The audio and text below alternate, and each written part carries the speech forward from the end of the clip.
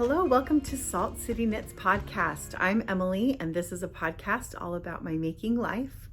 And today is July 25th, and it's episode 14.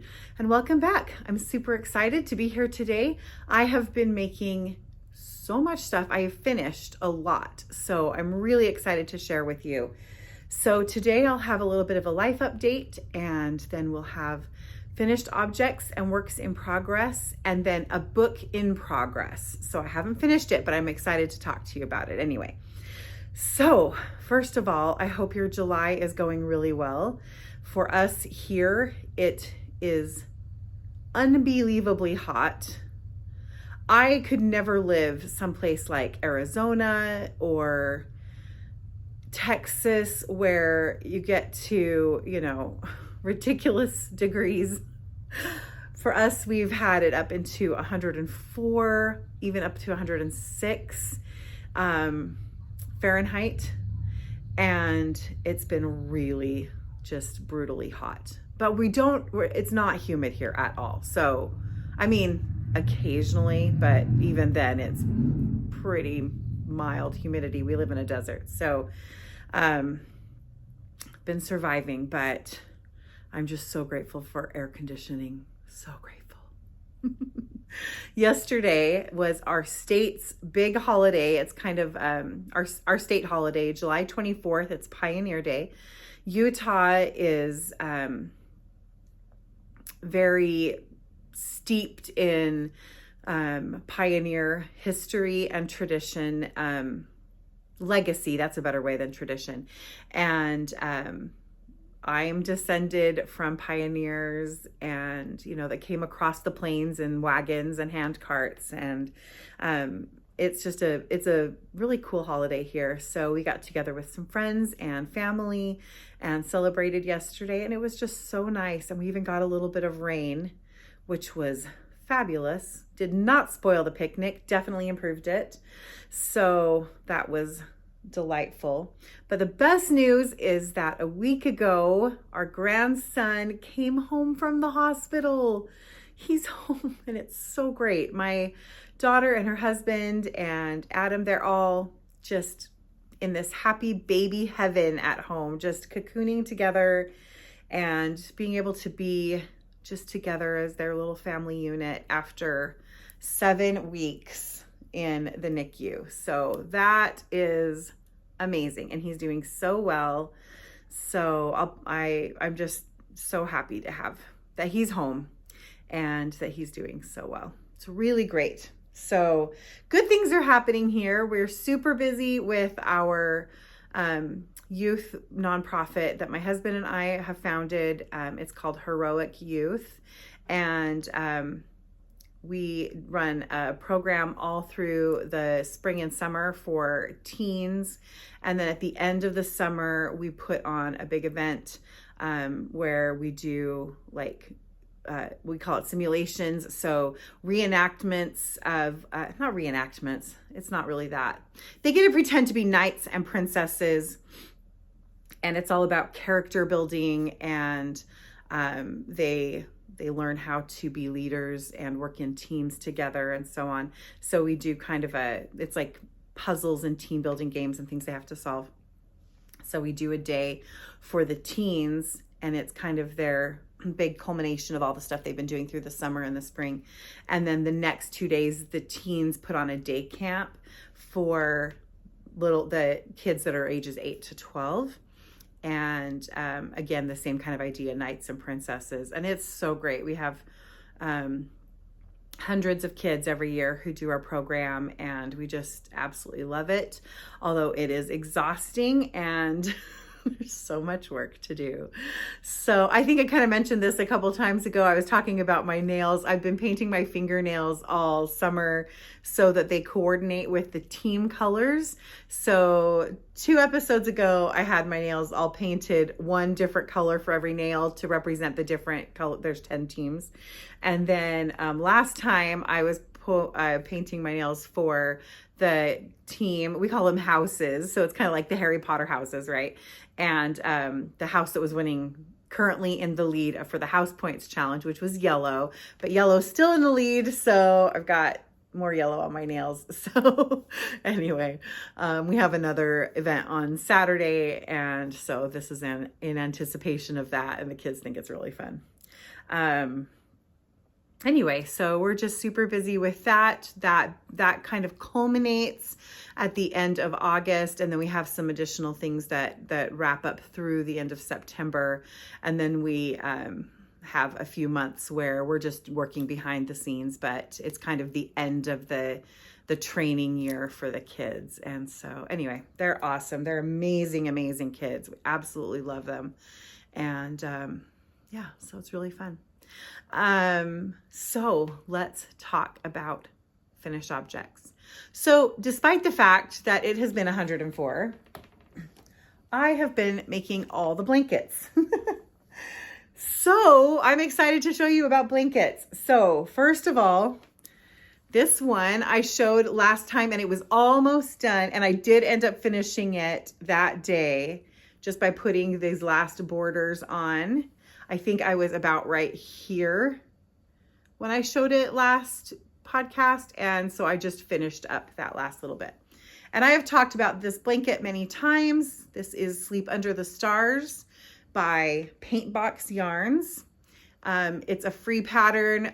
You can find it on Lovecrafts, on Ravelry, although I have heard that it's not really working to download it on Ravelry. So maybe you have to go to Lovecrafts to get it.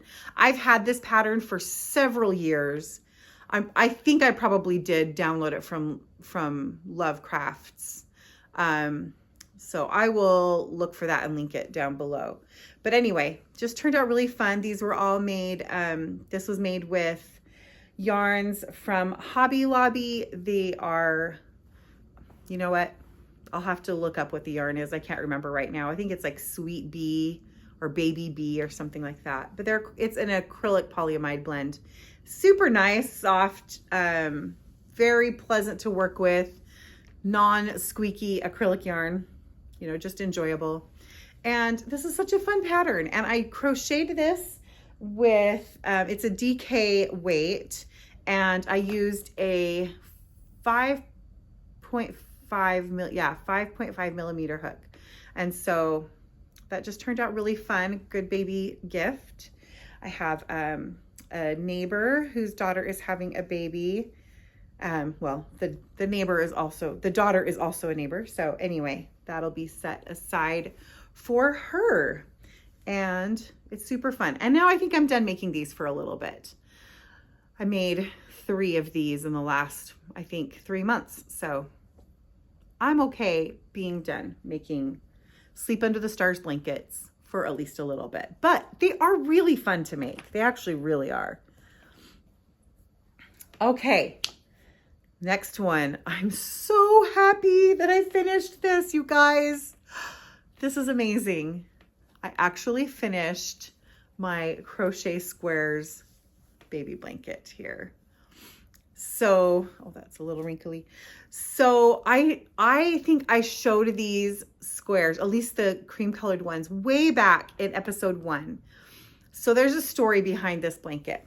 First of all, I used for the colored squares, I used 2 different charts from the Nature's Walk pattern by Sandra Cherry Heart. And I didn't use all, that pattern has, I think, 8 different squares. I only used 2. So in her blanket, this heart square isn't actually even in the blanket. It's kind of like a bonus one. But I just really liked it. So I did the hearts, and then I think this one's called berries. Just hearts and berries. Those are the only 2 I did. My reasons for that is I started trying to do some of all of the different ones, but I am not as skilled of a crocheter as I am as a knitter. And I find that my tension is just not consistent. And with the different types of stitches, you know, some had bobbles and some had a lot more like lacy open work. I was just getting such radically different sizes of squares, and I just decided not to do that. So these were turning out correct. But I really struggled with keeping my tension consistent. If I was working on them really consistently, then it was fine. But when I would take a break, for a few weeks or something in between, then all of a sudden my squares would be different sizes, like dramatically different, like not block outable different. And so I redid many squares. By the time I finished making all the squares for this is 49 squares, and I did 24 colored and 25 of the natural. Well, I guess it's just undyed.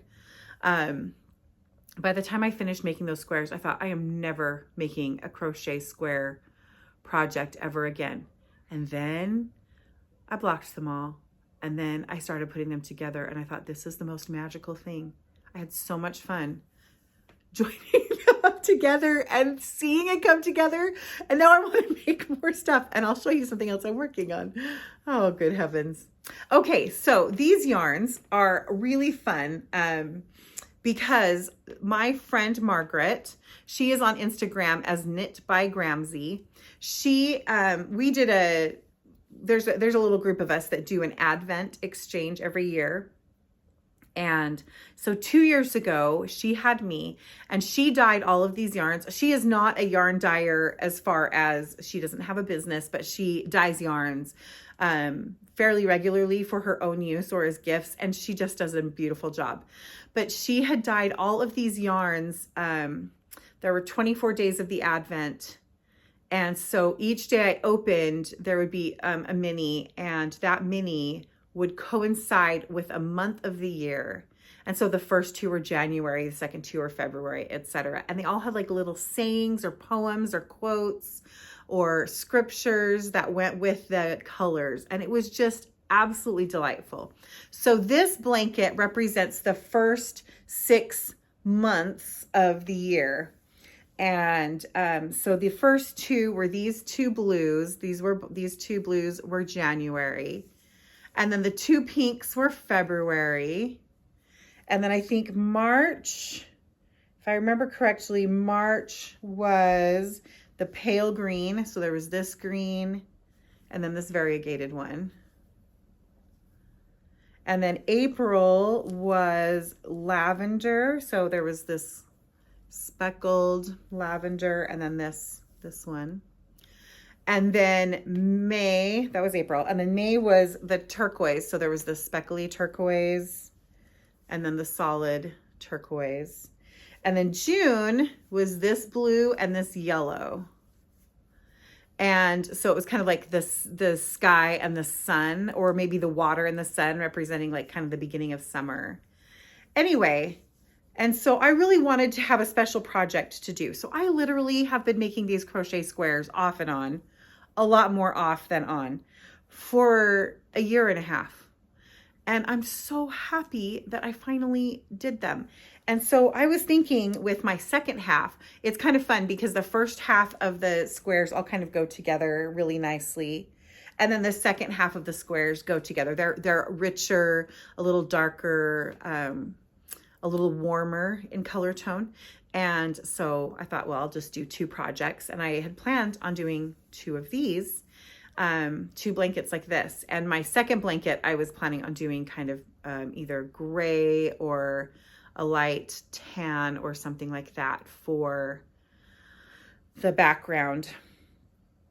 And then, like I said, I just was not super happy with the way things were turning out because I struggled so much with my tension. And then I fell in love with this again. And so I now think I probably am going to make another one of these. We'll see how it goes. I might do something different for these squares because I just did a very, very, very simple square there. I might change up what that is. I just did a really simple border, and I actually haven't blocked the border out, so it's a little wavy right now, but it's just a little scalloped edge, little shell border.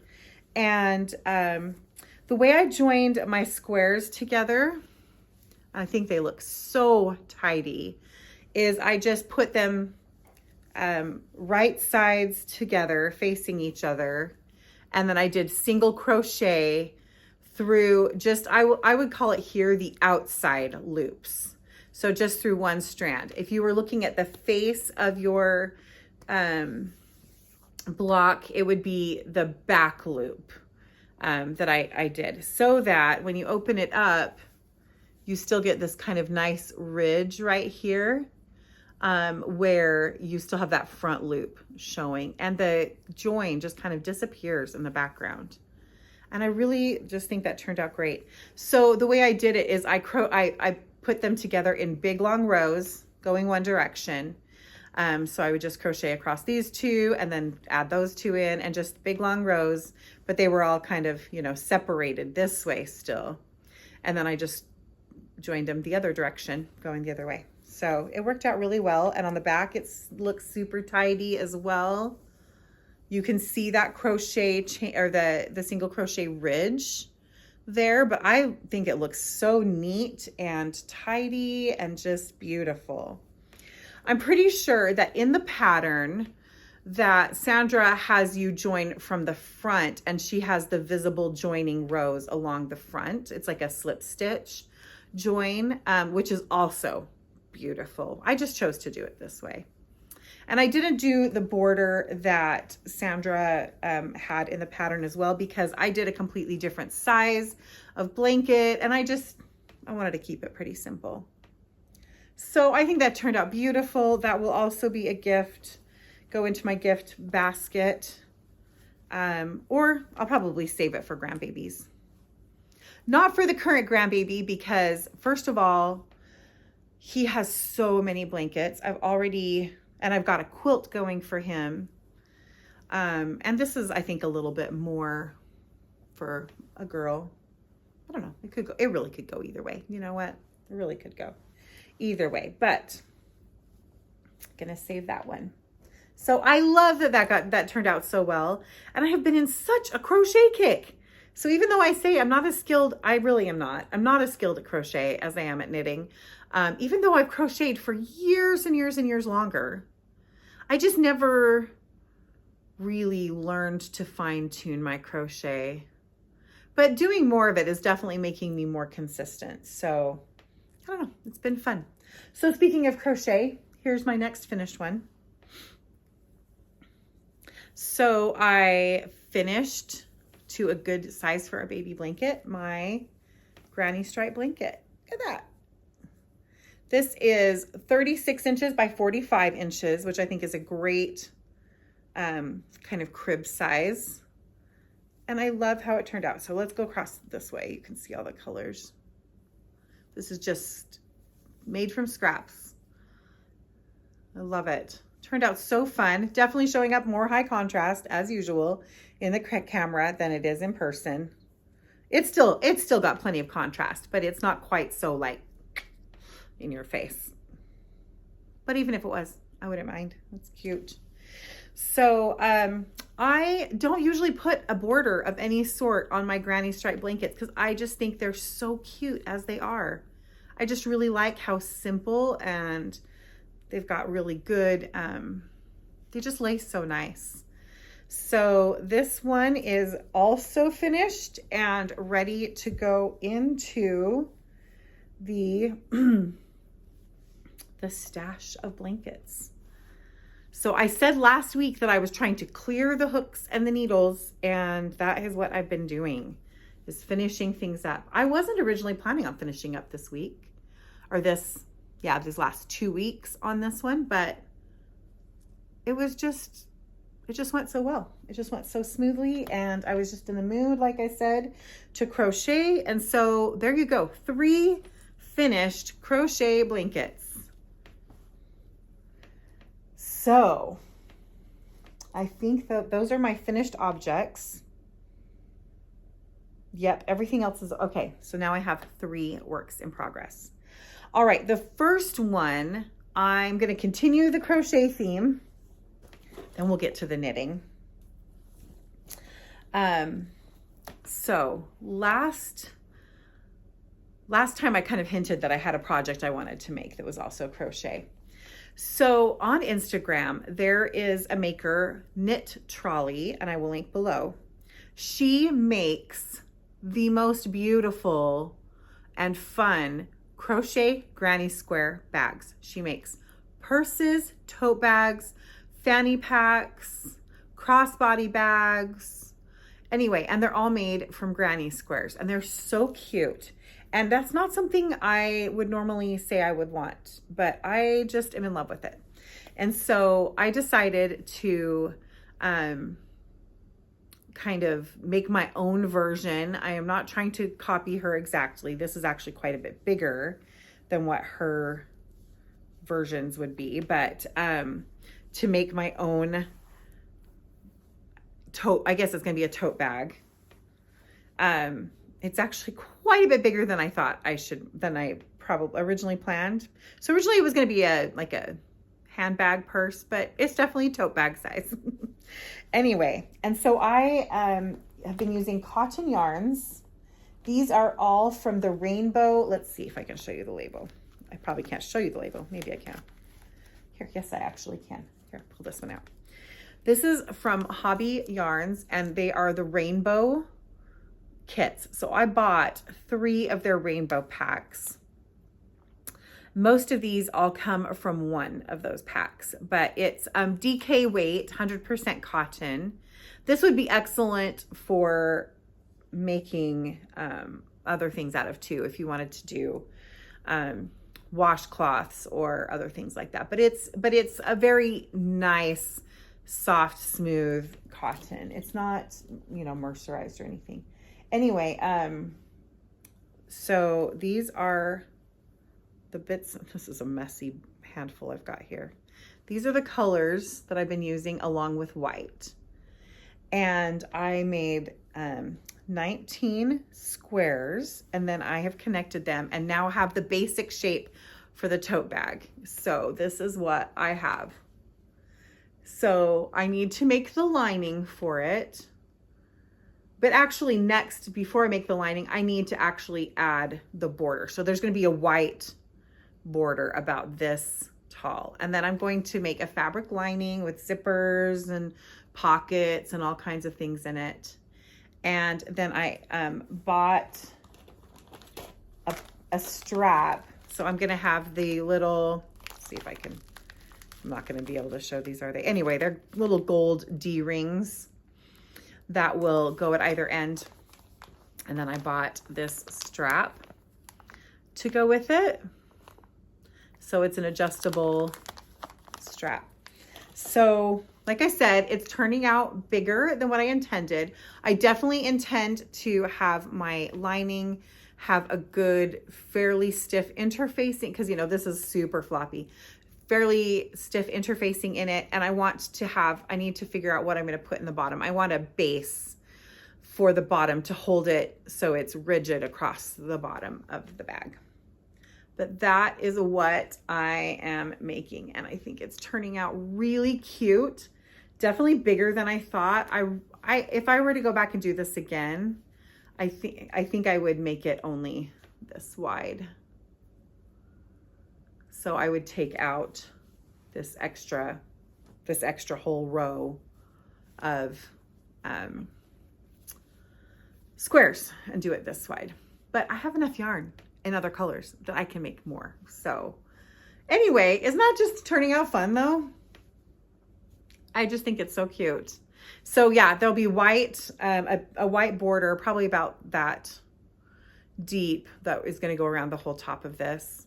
And then I'll put in the lining. I'll probably do like magnetic snap closure instead of a zipper across the top, but I'll have zipper pockets. I don't know. We'll figure it out. So this is kind of taking a little break right now, but I think it turned out so cute already, just so far. I'm loving it. It's just so fun. I did the same joining method with this one. Let's see, it's kind of blowing out. Anyway, super fun. Yeah, just been on this. Whoever knew that I would be a crochet square person after that last year and a half. Okay, that's all the crochet that is happening right now. For now, anyway. What is it? I think the crochet and summer, something about summer makes me want to crochet more. I don't know what it is. Maybe it's because you're making more decor and accessories rather than sweaters. Although, you know, blankets. Okay, blankets. So I have not shown this project on this podcast. I talked about it years ago at Meanwhile at the Castle. So if you came over from Meanwhile at the Castle, then you may remember this. So I don't even remember how many years ago I saw Joji Locatelli making a blanket. She had grown up with a blanket or a couple blankets that were made like this. And so she was making one, and they were just garter stitch rectangles, and then they were seamed down the middle. And so I'm calling it like a 2-panel blanket. And I loved that idea. Again, a good way to use up some scraps. So I made the first panel. And so this is the first panel. And I am marling this blanket is being knit with a strand of worsted and a strand of fingering weight. And there's actually a couple places where it'll go into like a DK if I have a heavier DK, or I might combine a sport weight. I don't have a lot of sport weight, so but it's pretty consistently been worsted and fingering weight held together and just marled. So again, it's a good way to use up bits of leftovers. And this is the first panel that I made. So here we go. It is, I believe, 28 inches wide. And then I think it's 50 or 60. I'm trying to remember now. 50 inches, 55 inches probably long. So that was the first one. Then this, it's been hibernating in, I mean, I think I finished this panel up late last year, but it's not something that I would work on all the time. I've had it in a basket. In fact, I'll show you the basket because it's such a pretty one. So I've had it in this basket right here. And it's just been living down next to my family room couch. And when I say I have been doing this, this has actually been a project that has definitely been a group project. So my daughters have knit on this quite a bit. I think Isaac maybe even knit a few stitches on it. But most recently, my daughter-in-law, Tannen, has been the one just going to town. So when she comes over, she gets this project out and she works on it. And it looks like we're in the middle of a row right now. So let me get it. So I had cast on the second panel, but I think I only took it to maybe right here. And she has knit all this much on it. So it's got all these ends to weave in. But yeah, it's turning out really fun. And I love how she's even gone kind of a different direction with the colors. This one is definitely a little darker and a little more autumnal, whereas this one's a little cooler, if you look. And I think she's also blended the marling has been a little more blended. She's used, like in this one, you can see some very high contrast yarns together, which I think is fun. I mean, I've done that too here with like these right there. But anyway, it's been really fun for her to work on that. And so it's not too far away. I think it's got maybe 10 more inches. No, I'm lying. I'm looking at it again. It's probably got 20 more inches to go before it's the same size as the first panel. And as we were looking at it on Sunday, she was over and she was working on it. And we were looking at it and we went, you know what? We're going to have to make a third panel to get it to the size we really want it to be. So it'll just be 3 panels with seams down the middle or down the, between them. And I'm not sure what kind of a seam I want to do yet. I kind of want to do some kind of a visible seam. So we'll mess with that and see what we're going to do. But it's just fun. So, I mean, in this basket, I literally had, when I first decided to do this project, I had just grabbed a whole bunch of different yarns and put them in here. And I have this bag inside. So in this bag are the fingering weight yarns. And then just down in the basket are all the worsted weight yarns. And so you just kind of grab one of each. When the fingering weight runs out, you add a new one in. When the worsted weight runs out, you add another one in. And let's see what needle size this is being made on. It's plenty big, that's for sure. This is on a US size 10, which is a 6mm needle. So it's a nice chunky size, and it's just garter stitch. So just garter, garter, garter all the way along, and it's fun, fun, fun. So it's definitely good movie knitting, which is why it lives down by the TV. And like I said, people will have projects. The thing is, I've always got so many projects that I tend to take my projects with me. And so it's usually the girls who are going, oh, I wish I had a project right now, because I'll be sitting there working on socks or sweater or something, and they'll go, oh, I guess I could work on the blanket. And it's just cute like this, just living down there. It's decor, you know, it's good. It's good. It's good. But I haven't shown that forever. So that has been definitely the longest, the oldest whip in my library of whips. I don't know what I was trying to say there. All right, I have one more work in progress, and that's it. That's it. That's crazy. This is great. So I am working on these socks, and I think I showed, I actually cast these on, I think the day that I recorded last. No, I can't remember. We went to a movie. I actually think I talked about the movie. No, I did talk about that movie last time. So I did show these last time. I had cast this on to go to a movie, and I think I was like right here. Yeah, it was the night before. And so I had just gotten down maybe to right here, somewhere, you know, right around here. And now I have finished this sock. Such a fun, doesn't it look like tie-dye? Oh, it's just such a fun sock. Obviously not blocked. This is just the first one. I haven't woven in the ends or anything.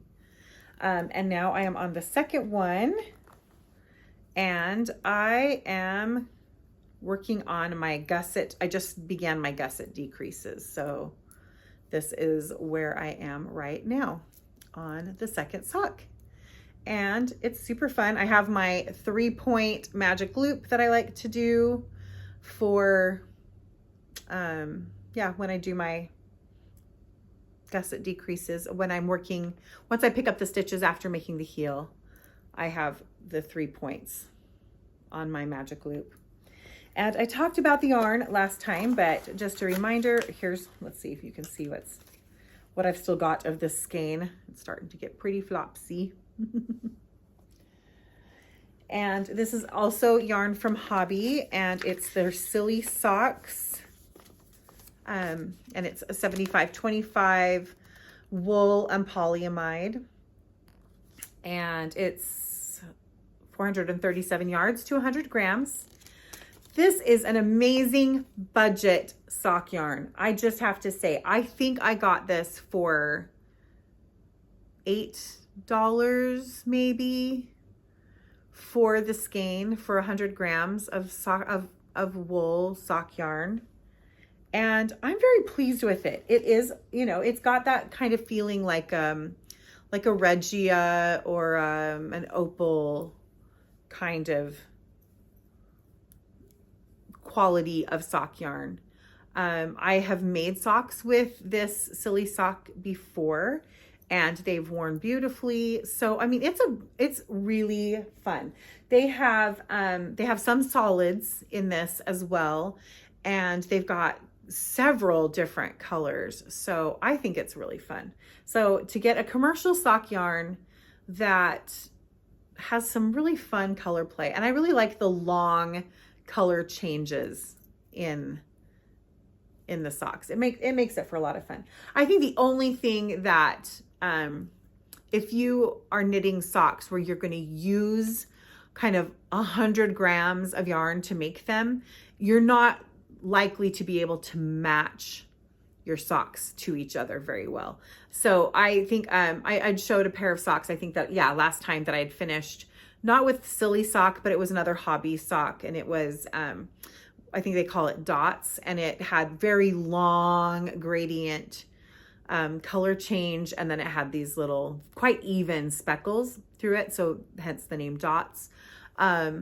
And so I was knitting those for my son-in-law and definitely using almost all of that skein of yarn. So therefore, you can't kind of get to the next place where the color change matches and kind of have that waste yarn like I needed to do with this. So in this case, I did end on yellow and start on yellow, but I did have to pull out, let's see, where did it go? Actually, I might have stolen that little part to put in something else. Yeah, I did. I stole that little ball. There was just a little ball of kind of the middle of the yellow that I needed in order to get me to the next color change. But in the end, I will probably only use 70 grams of this, maybe 80 grams. So there's plenty of room for that. So anyway, that's the only thing. If your socks have to match, and if you are making larger socks, either because they're really long or larger feet or wider in circumference, whatever it takes, then you might want to buy 2 skeins so you can get those matching. But anyway, super fun. Really fun for summer. And these won't be perfectly matching. Well, they probably will be pretty close. I was thinking maybe I had got this color change wrong, but now I'm looking at those heels. They're looking pretty good. I think I did a pretty good job. Nice. So I'm hoping to be going to see the Barbie movie with my kids either today or tomorrow. So I definitely want to get the gusset decreases finished so that I can just knit in the foot on these. Something fun about this is I got out my summer sock camp bag from last year.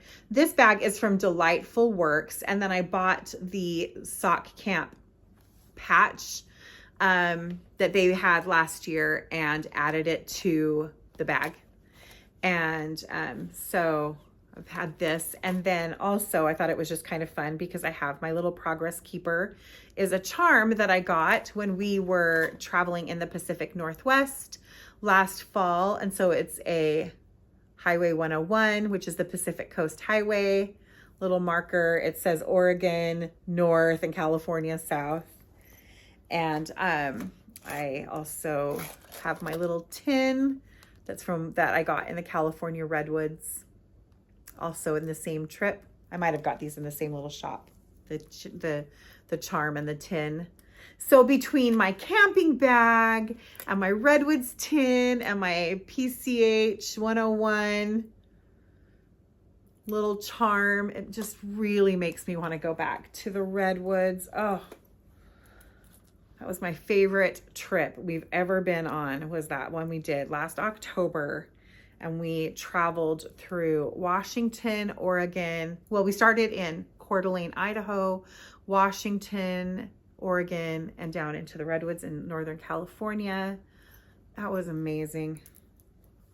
I wish I were there right now. So I think this is number 5 pair of socks. 1, 2, 3, 4, 5. Number 5 pair of socks for summer sock camp. So super fun. And that, my friends, is it. That is all I have.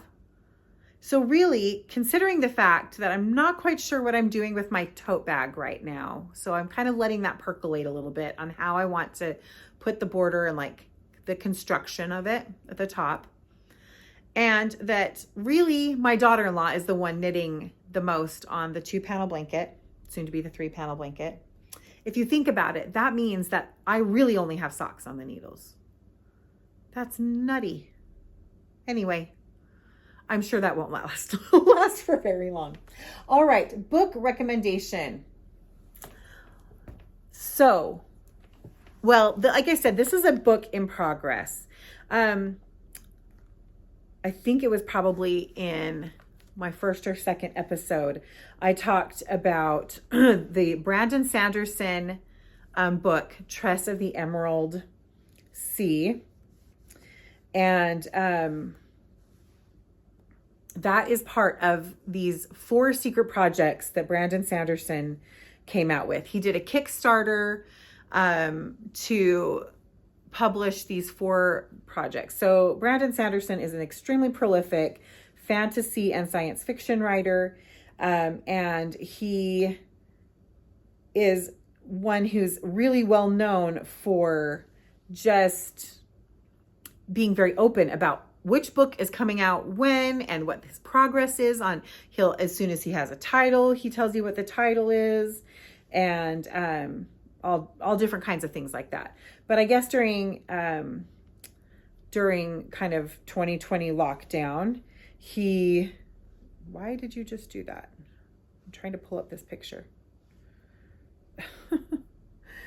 During 2020 lockdown, this is really not cooperating with me. There we go. He just wrote 4 extra books because, that's what Brandon Sanderson does. He just magically writes millions of words all the time. And then he did a Kickstarter to publish them. So the first one came out and it was Tress of the Emerald Sea. I absolutely loved that. I recommended it. I know a lot of you read it and really loved it too and discovered Brandon Sanderson. So that's amazing. So the second one is this one right here. And it is called The Frugal Wizard's Handbook for Surviving Medieval England. Oh my word. It is hilarious. It is so great. I'm in the middle of it, so I haven't finished it yet, but oh my goodness, am I enjoying it. And as a bonus to that, it is a standalone. A lot of Sanderson's books are all in these series and, or at least in the same, they call it the Cosmere, in the same kind of universe as each other, and they refer to each other. So you could still read them and not know that reference and you would still get the story, but you kind of get that you're missing something. Does that make sense? Yeah. So this one's entirely a standalone, so far completely appropriate for at least young teens. It is hilarious and kind of, definitely page turner. I'm so enjoying it. It's so clever. It's just a blast. And so if you're looking for something to read this summer, I would definitely recommend it. It's available pretty much, like, it's on Amazon. I think it's available pretty much any bookstore, but it's also the audio version is not on Audible. He is not doing any of these 4 books on Audible, but it's available on Spotify and through Speechify. So I have it on Spotify, and so sometimes I'm reading it and sometimes I'm listening to it. The hardback is gorgeous and beautifully illustrated and so nice and beautifully bound. Or you can get the audio version, or you can get it digitally, like for your Kindle or whatever. So anyway, such a fun book. It's definitely in the science. Well, it's fun. It's kind of a fun science fiction, fantasy, history combination. Again, comedy, adventure, just really clever and fun. So I've been enjoying that a lot. And yeah, that's what I'm reading right now. I'm hoping to go see the Barbie movie. I think I mentioned that already, with my kids. And I still haven't seen Indiana Jones, but I definitely want to watch that one, even though I probably will be disappointed with both of these. But I'm going to have fun going anyway. It's all good. But the other thing that I've been having a lot of fun doing while I've been knitting or crocheting is I started going back through and watching Doctor Who again. I watched Doctor Who, I don't know, years ago, 10 years ago or something, when it was back when it was really good. I just loved it, like the David Tennant, Matt Smith. I don't know if you guys are into Doctor Who at all, but that was really fun. It's so cheesy. It's so ridiculous sometimes, but it's just, I don't know, it's just a fun thing. And I heard recently that David Tennant is coming back as the Doctor. And so that made me want to go and watch them again. And I'm going to watch a bunch of the ones. I didn't really care for Peter Capaldi.